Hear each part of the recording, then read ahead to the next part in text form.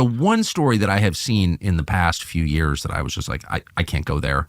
That's just flat earth stuff, is the Brigitte Macron, Emmanuel Macron, President of France's wife, was accused first by French journalists and then by my friend Candace Owens, who's one of the nicest people I've ever met, actually. Yeah, she's very incredible. smart. She's incredible. She, and everyone's always, Candace Owens a hater. Candace Owens is the opposite of a hater, but she's a very kind person. But anyway, but she comes out and she's like, I will wager my professional credibility on the claim that Macron's wife is actually a man. And I was like, oh, Candace Owens, I love you, but I think this is too crazy. Yeah. And then it turns out she's right. Yeah. What is so? Can you just explain? My mind is blown. Well, my wife has been. By the way, the Candace Owens pieces on this are phenomenal. And so I'll be sitting there. My wife, I'm like, "What are you watching?" She's like, "I'm watching Candace Owens' whole deep dive on this." So let's give credit. I'm giving full credit to Candace Owens on this for really opening this story up from the French journalists who first broke it and then were, I think, like ostracized or basically told not to report it. So that, yeah, I mean, he's a groomer. So, like, I mean, the fact that Emmanuel Macron was a child and this man takes him under his wing and is a groomer, uses the identity of another human being. I mean, I'm definitely shortening the story in all of these ways, but I don't know the full details the way that Candace does for sure. But Brigitte Macron is a man who groomed Emmanuel Macron, and in their, I mean, the amazing thing to me is the French portrait that they have, the presidential portrait or whatever. In the background, you can see like a pedophile book that's painted in on purpose. Like you can't make this stuff up. What? The official like French portrait painting. There's in the background of it, you can see like basically a pedophile book that's been painted in on purpose. And other paintings that Brigitte Macron was famous for having around in the palace. All these really awful looking things that, you've got pictures of a barn here. Like the stuff that Brigitte likes to hang around is like pedophilia stuff on the walls. So it's incredibly crazy. What is it with pedophilia? I mean, pedophilia is one of those things that it's like, it's so, and I can relate to almost any sin, but I just want to be clear. I'm not being holier than thou. I mean, I've done bad things. I have had, bad impulses. I can kind of understand why people get pissed and shoot each other or steal or, I don't, but I get it. Road rage. Yeah. Completely. Yeah. There, but for the grace of God, that's how I sometimes feel. But pedophilia, like that's something that I can honestly say with a clean conscience never even occurred to me. That's like so. Yeah, I can say it too. What is that?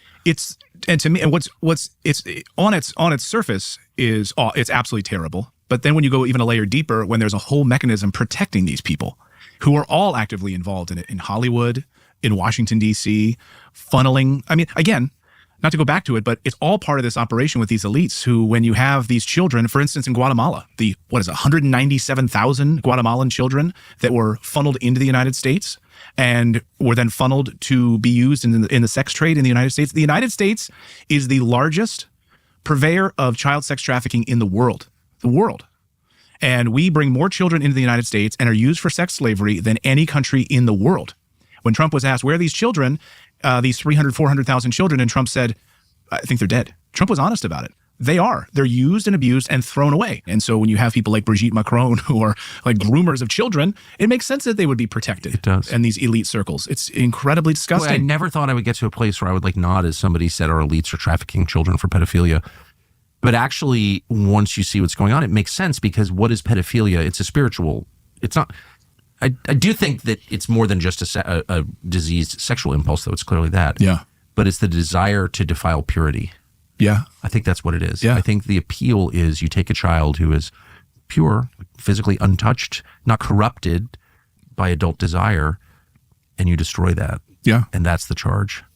And that's a spiritual thing. That's like child sacrifice. It's like, which was ubiquitous. And by the way, it's still happening. I mean, it's just, to me, it's just part of the same thing. It's the child sex trafficking, and then they're killing off of the children. And I mean, I've spoken to sources who've witnessed it firsthand, who actually used to be a part of it and didn't know they were a part of it, out of Texas, and flying these children from these facilities in Texas and Abbott's backyard to different parts of the country. Oh, what about so you're flying them to where? Oh, we don't really know. They say that but it's just wealthy people's homes. And do you check up on them? We're supposed to do a wellness check, but we don't really do that. And if we do, it's just like a phone call. And if they don't even answer their phone, that's considered the wellness check on the child. So the NGOs responsible for facilitating the death and sex trafficking of these children across the United States into rich homes in Miami, rich homes in Orlando, rich homes in Tennessee, rich homes in Washington, D.C. Are you the father? No relation whatsoever to these children. So when we hear the liberals crying about you're separating children from their families at the border, those aren't the fathers. They bring these children across the border. They've got like a name tag stuck on them. That's not the father. You mean the child that he's holding that's drugged? You mean the coyote that's holding that child? That child is drugged, and you can't even ask the child what's your father's name, because that person was brought all the way up from Guatemala 3 weeks ago, and has been drugged the entire time, can't speak, and is slurring the words. Like, this is happening in the United States, and the United States is facilitating it. It's without a doubt, it's facilitating it. And these NGOs have been receiving lots of money from USAID and others. And it's been happening right under the nose of the Biden administration and under Alejandro Mayorkas, who facilitated all of it and allowed it to happen. And when was confronted about it, told us that our borders were secure. Really? Okay. Hundreds of thousands of children that just gone missing in the United States. And I get so frustrated because people compartmentalize this story. Like, they're happy to talk about Doge, right, which is great. They're happy to talk about other things. But I would love to see, like, the president of the United States or J.D. Vance, like, get up during a State of the Union and say, we've uncovered something really dark and we're going to put an end to it. And this is what we've uncovered. We can't even get the Epstein tapes. Yeah. Not just the files, but they're videotapes. And where are they? Right. Terabytes of videos from Epstein's home in New York and his island. Yes, and his ranch in New Mexico. Yeah. So, and I know from talking to FBI agents that, in fact, or former FBI, that a lot of that would have been housed on separate servers. So when we heard stories about things being destroyed over the past few weeks, that those servers, which weren't tied to the internet, were individual servers that had terabytes of video data on it. Was that what was being destroyed? Who ordered that? Who ordered the destruction of those hard drives, those servers? Probably the same people who got into the most secure wing of a secure federal detention facility in Manhattan and murdered the guy. Right. As the guards slept. So probably those people. Probably, because anybody who could do that, can't even guess as to who it was, but has a lot of power. Like that's actual power. You can murder someone in his cell in a federal detention facility. Oh, yeah. You have power.